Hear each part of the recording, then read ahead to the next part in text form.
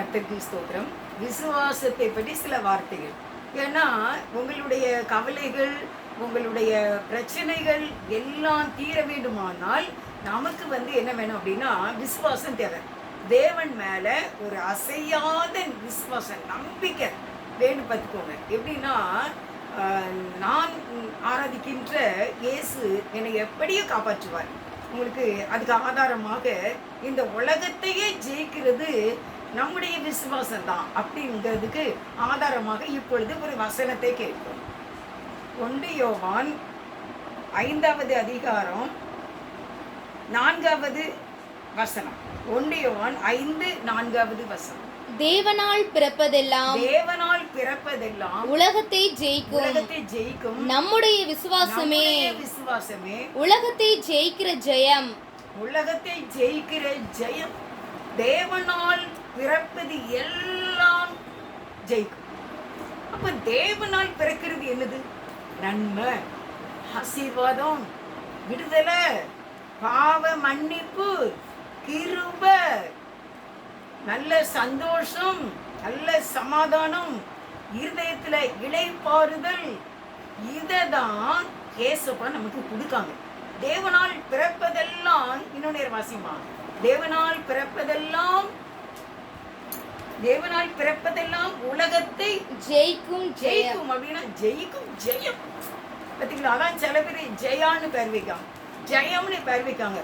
தேவனால என்ன பிறக்குது? பிளஸிங், ரிலீஃப், சமாதானம், சந்தோஷம் எல்லாமே ஏசப்பாவில பிறக்குது.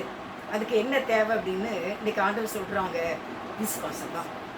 ஏசப்பா எப்படி என்னை காப்பாற்றுவாங்க, எப்படி என்னை விடுவிப்பாங்க, எனக்காக ஏசப்பா செய்வாங்க அப்படின்னு நீங்க நம்ப வேண்டும், நீங்க விசுவாசிக்க வேண்டும். இப்போ இருக்கிற பிரச்சனை, இப்போ இருக்கிற பிராபலம் தீர்வதற்கு ஒரே வழி ஏசப்பா மேல உங்களுடைய நம்பிக்கை. அடுத்த வார்த்தை என்ன சொல்லுது? நம்முடைய விசுவாசமே உலகத்தை ஜெயிக்கிற ஜெயம். உலகத்தை ஜெயிக்கும். நம்முடைய விசுவாசமே உலகத்தை ஜெயிக்கிற ஜெயமா? உலகத்தை நீங்க ஜெயிச்சிடலாமே. ஏன் உங்க மனைவி பிரச்சனையை ஜெயிக்க முடியாதா? உங்க கணவனுடைய பலவீனத்தை ஜெயிக்க முடியாதா? உங்க பிள்ளைகளுடைய வாழ்க்கையில உள்ள கஷ்டங்கள், பலவிதமான பிராபலங்கள், உங்கள் மருமக்கள் வாழ்க்கையில உள்ள பிராபலங்கள், பிரச்சனைகள் எல்லாவற்றையுமே ஜெயிக்க முடியும். கடன் பாரத்தை ஜெயிக்க முடியும். வீட்டுக்குள்ள இருக்கிற சகல வியாதிகள், சகல போராட்டங்கள், சத்துருவினுடைய சோதனைகள், சஞ்சலங்கள் எல்லாவற்றையும் உங்களுக்குள்ள ஏசப்பா மேல இருக்கிற விசுவாசத்தினால நீங்க ஜெயிச்சிருவீங்க. ஏசப்பா சொல்றாங்க உலகத்தை ஜெயிச்சிருவீங்க. அப்போ உங்க பிரச்சனையை எப்படி ஜெயிக்காம இருக்க முடியும்? ஜெயிச்சிடலாம். நம்ம இயேசு விசுவாசிப்போமா?